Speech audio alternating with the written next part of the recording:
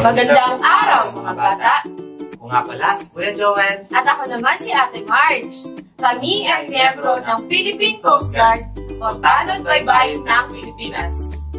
At ang opisina namin ay Coast Guard Strategic Studies at International Affairs Center. Bago natin simulan ang ating aralin, mga bata, alam nyo ba na ang tawag sa amin ay mga Tanod Baybayin ng Pilipinas? Alam nyo ba kung bakit?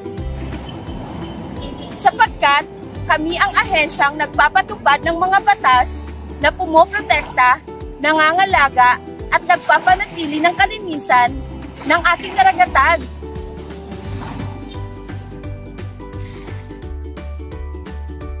Nagsasaayos ng pamamalakad ng ating mga transportasyong pandagat sa pamamagitan ng pagsiguro sa kaligtasan ng buhay ng ating mamamayan at higit sa lahat ang pagpapahalaga sa ating likas na yamang dagat.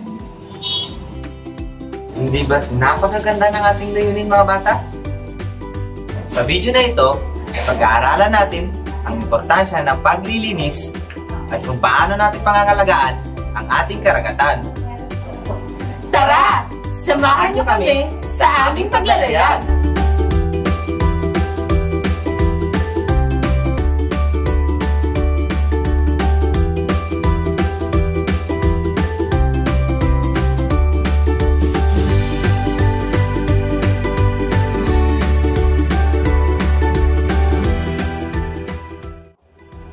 Sa panimula ng ating aralin, ano nga bang kahalagahan ng dagat sa tao at sa bansa natin?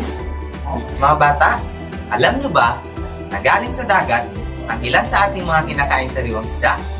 Isa rin ito sa nagbibigay ng kabuhayan sa atin. At dahil sa kagandahan ng ating karagatan, tayo ay dinarayo ng mga turista. Mga bata, paano natin pangangalagaan ang ating karagatan para hindi masira?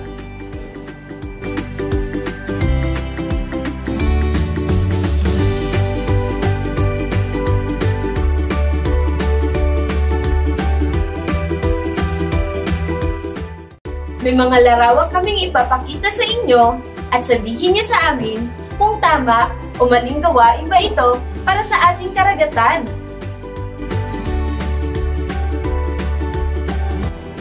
Tama nga ba o mali ang magtapon ng basura sa ating karagatan? Tulad ng mga ito? Mga bata, ang sagot ay mali. Nakuha, mga bata? Nanaisin niyo pa bang maligo sa dagat? Kasama ang mga basura? Pagkakalat ng basura sa ating karagatan ay maaaring kainin ng mga isda na naninirahan sa ilalim ng dagat. Paano na lang tayo kakain ng sariwang isda, mga bata?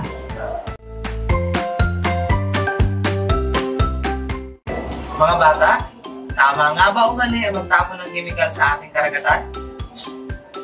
Mga bata, ang sagot ay mali. At lagi natin tatandaan, kapag ang ating karagatan ay napuno ng kemikal, ito'y dadaloy sa ating ilog.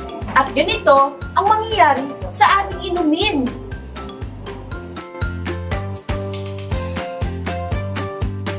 Tama nga ba o mali ang paggamit ng dinamita o pasabog sa pangingisda? Mga bata, ang sagot ay mali. Isipin na lang natin na kapag sumabog ng dinamita sa ating karagatan, maraming isda ang mamamatay. At sigurado, pati ang mga coral reefs na nagsisilbing tahanan ng mga isda ay masisira din. Tama nga ba o mali ang pagpulot ng basura sa baybayin at panatilihing malinis ang ating karagatan? Mga bata, ang sagot ay tama. Ito ay tamang pamamaraan, mga bata. Siguradong magiging malinis ang ating paligid, lalong-lalo na ang ating karagatan. Hindi ba napakagandang maligo kapag ganito kalinis ang ating mga dagat? Siguradong nasisiyahan ng ating mga isda na naninirahan sa ating karagatan at sariwa ang manghuhuling isda.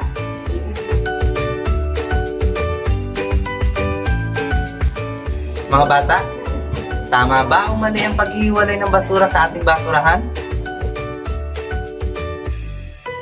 Ang sagot ay tama.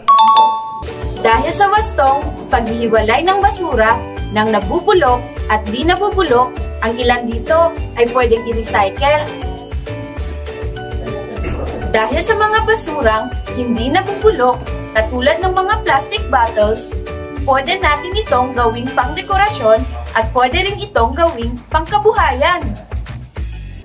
Magaling mga bata! Palapakan natin ang ating mga sarili. Nasagot nyo ng tama ang ating mga katanungan. Laging tandaan, pinagbabawal ang pagtatapon o ang pagkakalat ng mga basura, mga iligal na pamamaraan ng panghuhuli ng ating yamang dagat, na sanhi ng pagkasira ng ating karagatan.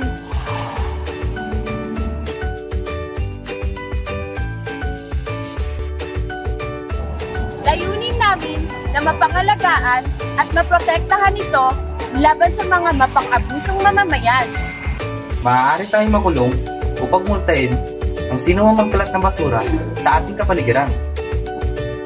Masaya ba ang ating paglalayag, mga bata? Naaliw ba kayo at nadagdagan ng inyong mga kaalaman? Mabuti naman kung gano'n, mga bata. Masaya kami na nakasama kayo sa aming paglalakbay. Hanggang sa muli, mga bata. Paalam!